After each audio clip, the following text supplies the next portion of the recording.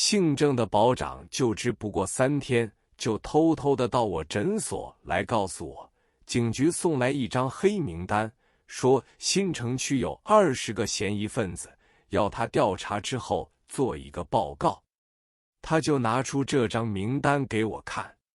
我一看这张名单，内中10个是医生，西医露露莎领头，中医是我领头，其他10个人都是女性。我一看之后，不觉惊惶起来。郑保长倒很坦白地说，我已经查过这20人的户口情况，女的都是舞女，男的10名医生中，真正有抗日活动的人，可以说一个都没有。不知这张名单是谁拟出来的？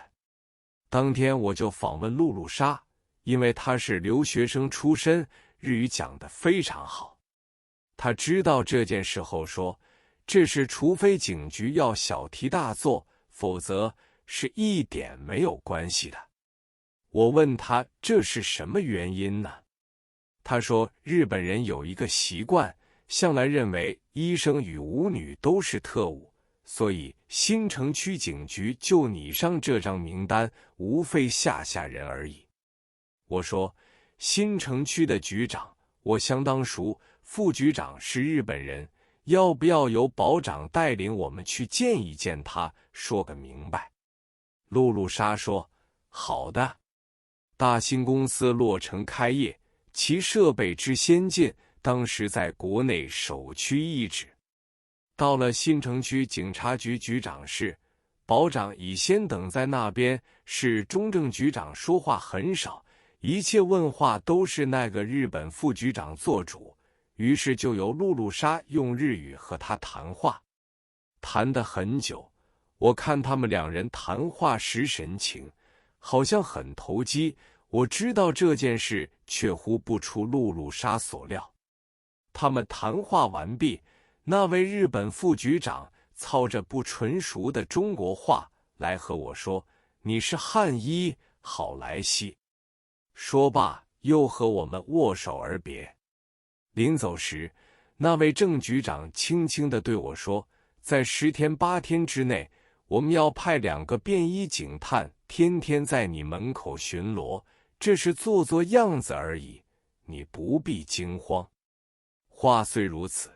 但我在这半个月中，既不能离开诊所，又不能停止看病，真是如坐针毡，难挨极了。其中有一天，我的外甥结婚，延请工部局华董员吕登做证婚人，由我担任招待。我对袁老先生提起这件事，他说这种事各区都有，不过在老闸区和新城区没有逮捕过一个人，在郊区的警局却按照名单依次逮捕，这是日本人进租界时的一种警戒行为，实际上是吓人的。我说，说不定最后老闸区和新城区也会来这一套，到时要请袁老伯为我做保人。他立即应诺。古法今用结绳而至，可是在这几天之内，我们附近不断发生炸弹爆炸事件，最严重的一次是大新公司4楼爆炸2个大炸弹，从此封锁该区10多日。接着规定，任何地区有类似的事件发生，日军就要封锁该地区，要该区区长召集个保长、甲长，先由每户推出1名男子担任警卫，用绳子在马路上拦着，一切人等不准越雷池1步，甚至买菜买米都不能越过这个封锁线。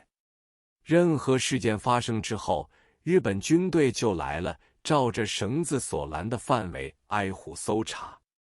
要是查到有嫌疑分子，就加以逮捕。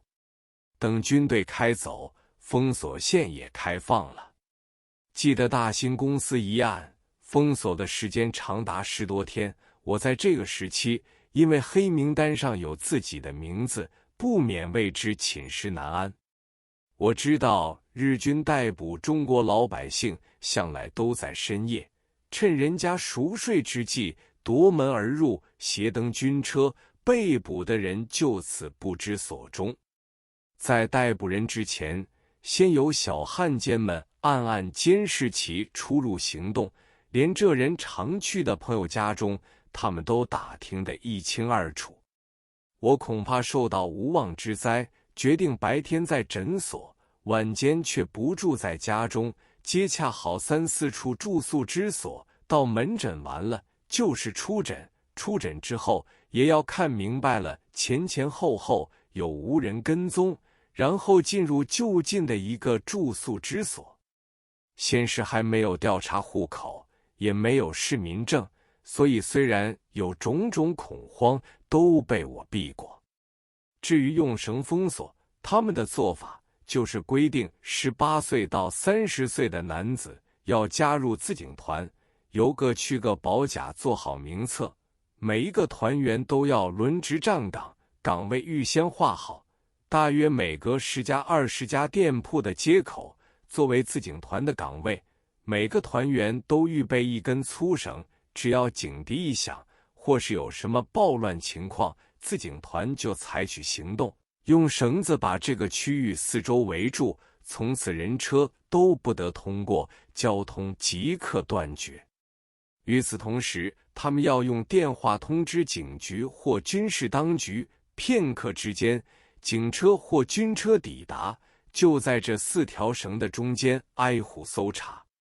小的事情1、2小时可以解决，大的事情非搜查到凶犯，绝不解除封锁。封锁地区一切车辆都要绕道而行。记得有一次，某处连续封锁了若干日，还搜不到主犯，封锁区内的老百姓连买菜都不许可，所以家家户户在这个时期都备有罐头食品以及米粮之类，以应不时之需。这个方法果然很有效力，爱国分子的任何行动都受到极大的阻力。苦就苦了一些自警团，每班8小时，不分昼夜，有事情发生就是他们的责任。但是大家都有家务或职业，谁有功夫常做自警团呢？